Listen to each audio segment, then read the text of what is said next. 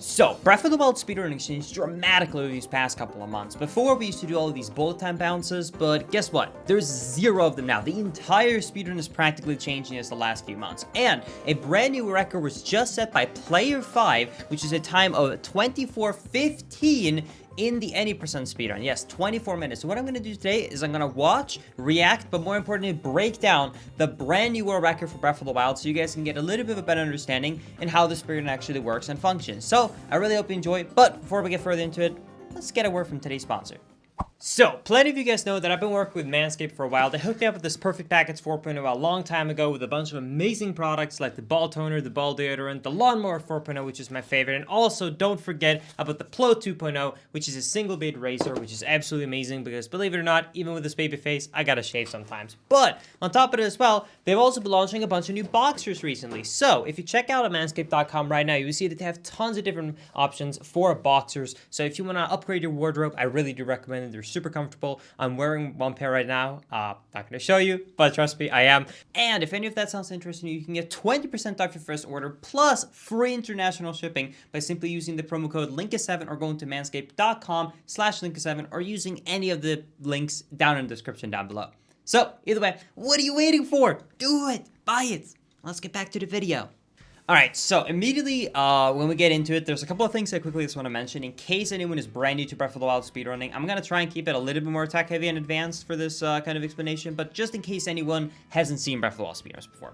Quickly, you might be noticing in the bottom left corner the timer. Why did the timer start first now and not in the title screen? Breath of the Wild starts its timer when you can control over the character, not in the title screen.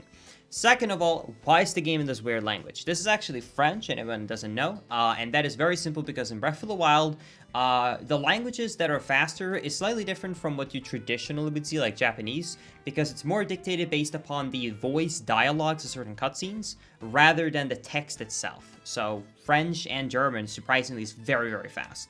But immediately right now, we're coming up on a major glitch right here, which is used to clip outside of the Shrine of Resurrection right here. So, how does this work?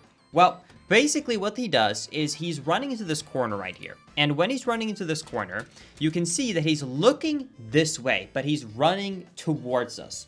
And what he does then is at a very specific time when he's partially inside of the wall, he's going to click his C-stick to go into first-person camera. And you're going to see that right there. Now, obviously, when you're looking somewhere and you press the camera, Link has to turn around and face that way.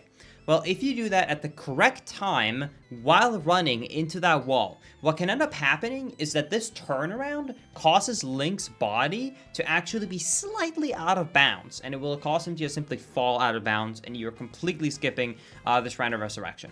After that moment, you can simply just kind of run up, climb that out of bounds wall. Now, unfortunately, in Breath of the Wild, unlike many other games you might have seen, Breath of the Wild is actually a two-way solid, meaning that in most games where it's only solid to go from in of bounds to out of bounds, both going back from out of bounds to in of bounds has solid walls in Breath of the Wild. So you do need to be careful about that. Thankfully, it's quite easy in that specific area to clip back in. Right here, also immediately, he's going to go to this Bogo camp. He's going to grab a shield and he's going to grab a stick. And this is where things start to take a turn for the more crazier side of things. So, immediately right now, once we have a shield and once we have a stick, we're going to run up to Hyrule Castle right here. When he's over here, first thing he's going to do is he's going to actually do a shield jump. That shield jump sets up something known as a skew. Pretty much, if you land on a very specific sloped surface, that's not too steep, so you fall off, but not too little, so it's kind of like flat. What will end up happening is he's going to land on this sloped surface that's kind of angled, and then it's going to immediately interrupt. And what that results in is that the next time Link performs a shield jump, it's going to, in the middle of that animation, resume the angle that he should have had by landing on that sloped surface. So right here, for example, right now, we're going to go up here and we're going to do a shield jump, and then we're going to unequip our shield when Link is angled the way he should have been if he was riding that other surface. And you can actually see that this foot is clipped out of bounds right here through the roof, through the window, sorry. Meaning that when you unequip the shield, bam, you clip right through and you're completely fine, you're good to go. Why do we want to go in here though? You can just run around. Well, that's actually just because it's a few seconds faster. Because the reason we get in here is more specifically because of this pod right here. Right here, we're going to do a very, very crazy glitch I like to call Wiggle Bomb. So, how this glitch fundamentally works is you perform a glitch. I have a tutorial of this on the YouTube channel if you want to watch it. But what he basically is able to do is he's able to walk around while having an object stuck in his hand. So the game does no longer think that he's walking around carrying an object. The game just thinks that he's walking around like normal, but the object is still in his hand. By then jumping up and doing the animation of trying to climb up a ledge, it will get Link in this sort of weird state. And you can see that the object he's holding, in this case a pod, is actually pushing into Link's body, which is forcing him to get momentum in another direction. And in this case, he's angling it this way. Now, not only is this faster than the old glitch that we used to do for movement, but on top of that as well, you can actually change your angle and gain more speed by doing that little flicking right there. You will see on the next time, I'll go a little bit more into it because it's a longer one. You can see that he's kind of flicking the analog stick by going left and right, and that's actually going to like build up more and more and more momentum.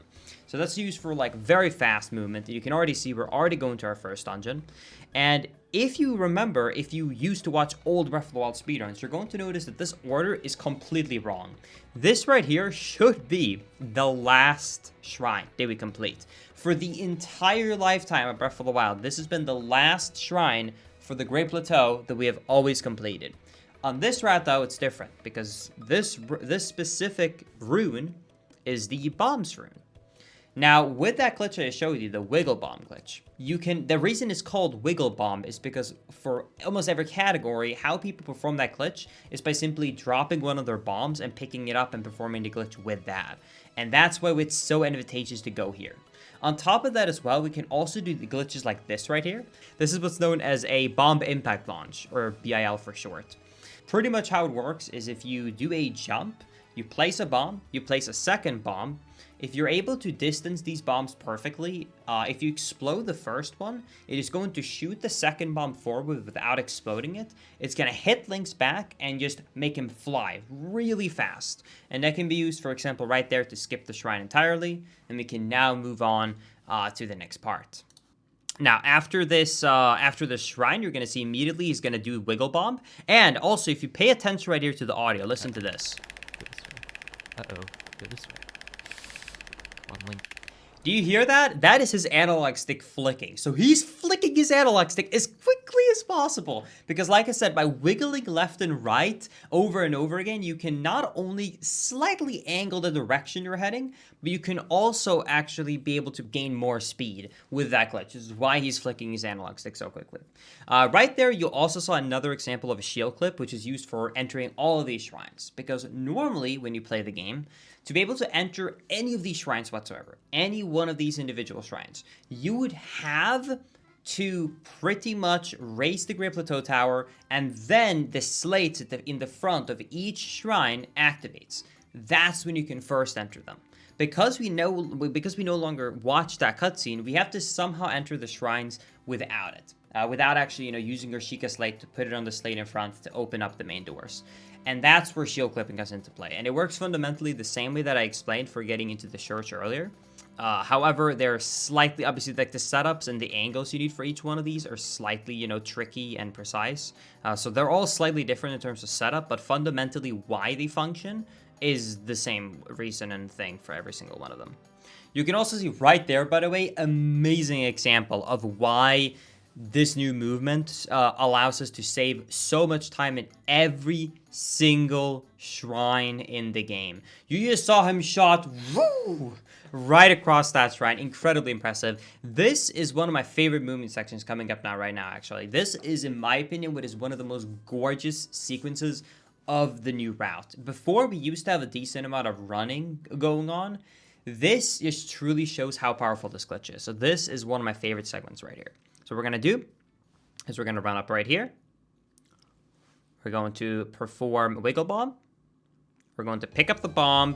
We're going to get on the ledge and just flick as hard as you goddamn can. Domination style. Why do you need so much speed, you might ask? Because if you hit any sloped surface, you will change your angle and lose all your speed. But if you have just enough, you can go up a slight amount of slope. So by flicking his analog stick as quickly as you freaking can, he can just barely make it over there with the very little amount of speed. and by doing so, he makes it all the way over to this forest right here, and now because he has bombs, he can perform a bombed impact launch, which normally in the overall would be horrible because you would die from fall damage. But since this shrine is so high up, it happens to be the perfect distance of a height PIL, so he perfectly lands there, no paraglider needed, and he enters the area. It is like, oh, okay, I'm sorry if that was fast, but as a speedrunner, it is just so incredible to watch it done smoothly. It is one of my favorite segments in the entire run. It is so amazing how that is even possible. I just absolutely love that so much. The old route, if you haven't seen it, required running and running and running and running and going up the camp, climbing the walls. I'll throw up a clip right now on the screen. It wasn't fun. This is so much better. Either way. Here, though, stasis, pretty straightforward overall. We're going to get the rune. We're going to BIL over to the end. We're going to pick up the shrine, and then we're going to leave. And after leaving the actual shrine from getting stasis, we're going to do a little bomb launch right here. I don't think I actually seen a stasis launch in this run yet. We don't really use stasis launches much anymore. But pretty much by hitting an object a lot and then standing on top of it, unstasing it, you can, get a little bit of a boost. As long as it's not moving too fast, it won't hit you, which is used to get through that rock right there. Then right here, he's going to perform another one of these BLSSs to get really fast from all the way here, all the way over to the next shrine. And you can see here is a very good example of him using his camera and his flicking on the analog stick to very carefully angle the actual wiggle bomb so that he can very quickly get over to where he actually wants to go. It's quite precise, but yeah, he did an absolutely fantastic job. Obviously, this is a world record, so it's very, very good. And yeah, we're over to the Corona Shrine.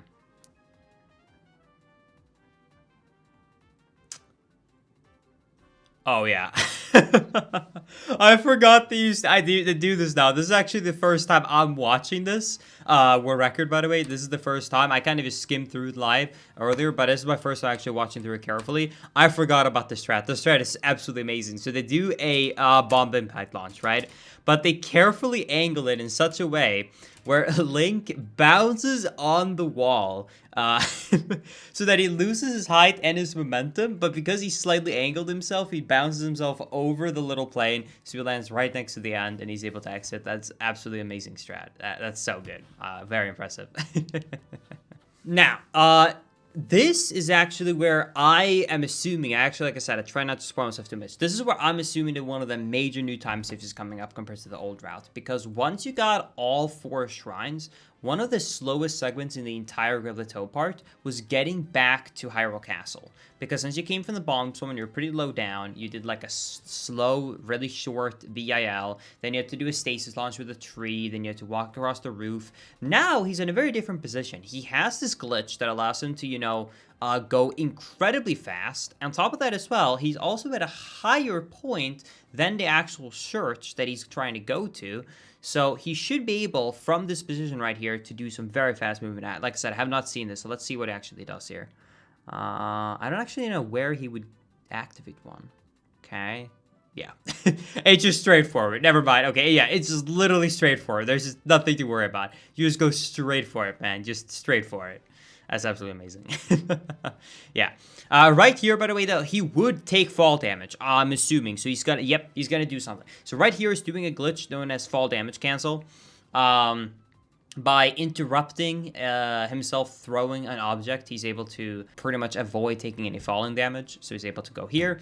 Obviously, the reason for going here is to talk to the king. The king gives you the actual paraglider. And now we can escape the Great Plateau and head over to Hyrule Castle. Now, here is where a lot of things are going to start changing. So this is what I remember when the glitch was first discovered, this new one, Wiggle Bomb, one of the biggest discussions in mine. Because if you don't know, here we used to do one of the biggest, very precise, but very impressive setups, known as bullet time bouncing. And I will throw up a clip on the screen right now. You had incredible amounts of speed. You're going so fast, you're constantly getting stopped by the game needing to load the next area, load the next area, load the next area. And you make it to Hyrule Castle in only a single stamina meter. Now, technically, when you initiate this new glitch, Wiggle Bomb, it actually does have less speed than what a bullet time bounce would have. But since you're able to wiggle to continue to gain more and more and more speed, you can reach higher speeds if you wiggle hard enough, and if you wiggle fast enough, you can reach much faster and better speeds compared to what a normal bullet time bounce could ever produce. Right here, by the way, he's going to scan some amiibos to get some fish quickly. Don't want to get into the argument of amiibo, no amiibo, but anyways, the war record does use amiibo, so he does use an amiibo to get some fish quickly, so he can use some potions. And here he initiates a wiggle bomb, and here you're gonna see he's flicking. And let's listen to the sound. Yeah, time to focus up. Really gotta. Okay, seems to get a good amount of speed. He looks at his angle. Now, I actually do know what's coming up right here. So, the reason why he's being kind of careful about wiggling is, first of all, you can actually get speed locked, where if you're going too fast, the game can actually completely kill all your speed. So you don't want to go too fast, first of all. Second of all, you can see here that he's very carefully angling himself by making sure that he's looking where he's going, changing the camera, flicking and stuff. The reason why is you're going to notice right here. Hyrule Castle takes a long time to load. And when you go really fast, you can get a half-loaded state. So you can see right here, this door right here.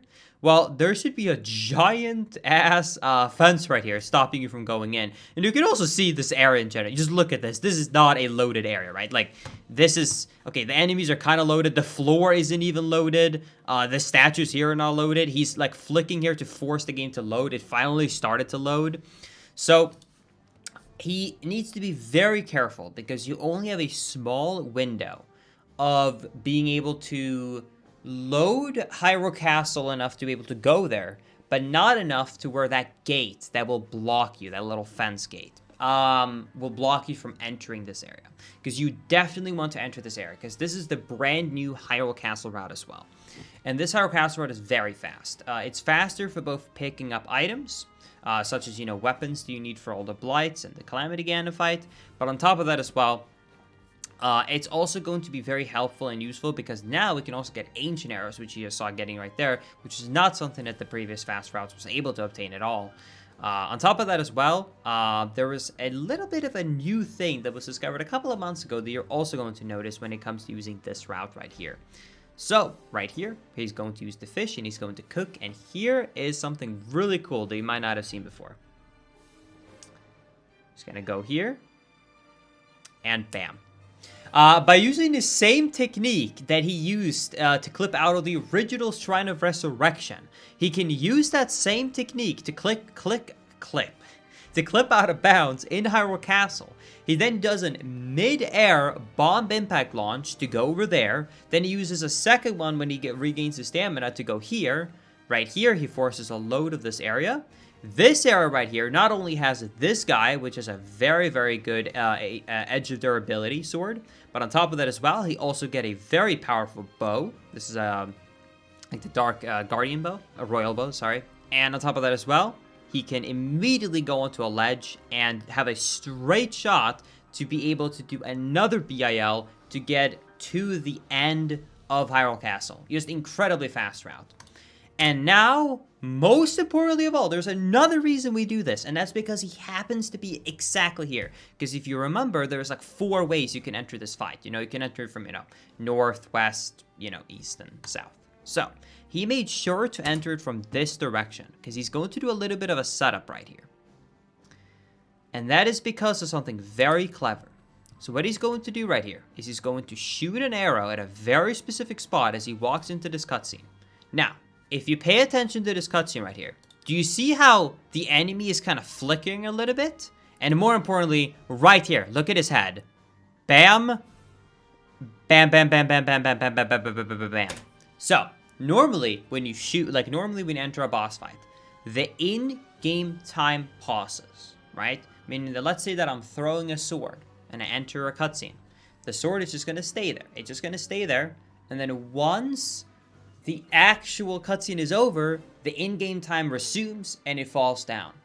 By doing this incredibly precise setup, what he's able to do is he's able to place an arrow so that on the frame the cutscene loads and everything kind of freezes and pauses in game, the arrow is perfectly located right in between where it's considered to be hitting this enemy and not hitting him, right where his eye is. And since the arrow can't move and can't, kind of, get used up because we're in a cutscene, it will just continuously in a loop be hitting him, and you can actually see that the first one hits him straight away, right there when he's spawning in, but then for a while it doesn't because he has to move his head, but we made sure, or the community, I should say, made sure to set it up so that right when he stops moving his head in the end of the cutscene, it keeps getting hit, and by doing so, bam, you take all of his health down. The entirety of this boss's health gets taken down by like the 2 or 3 dozen headshots from that bow arrow shot right there.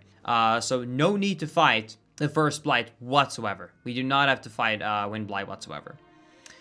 You can also see right here, edge of durability, amazing weapon, has a very high durability, obviously with a name. And on top of that as well, very high damage. So very easy to get through the first phase right there.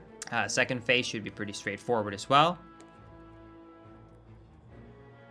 If you're wondering right there, by the way, why he decided to throw his weapon and then pick it back up, that was for some very smart maneuvering, since you have to wait for, this enemy to teleport because it's kind of like an auto-scroller. So by purposely throwing it and picking it up, it didn't pause the in-game time, but he was able to change which weapon he, was holding, because he wanted to be holding this weapon instead. For Fire Blight right here, he has to be very, very fast. So immediately, if you do an attack, you can actually knock him down halfway, partially, before he has time to do his attack, which one hits you. Then you need to get 3 hits in and then do a slam on the ground, which you just have enough stamina for to perform a stun. Then once you stun him, you can easily take down for the rest half of the HP. For the last half of this one, it's pretty straightforward. You just simply place a bomb, wait for it to go up, and then you just kind of start spinning around and attacking him. You can also notice, by the way, I didn't quite mention this, I kind of just brushed over this, but you notice in the top left corner that he has a 3-up attack.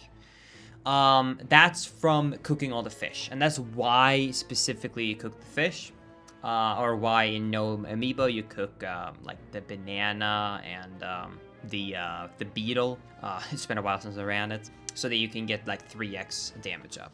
It's just so that you can actually get through these fights without any equipment. Very, very clean electricity blight, by the way, right there. Very clean blight fight. See here, for this one, you have to be a little bit careful, because for this specific phase right here, you have to make sure you don't throw this too early, because then you actually won't be able to damage the shield, but if you do it too late, it's also ripped. So you have to make sure that you time it very, very well.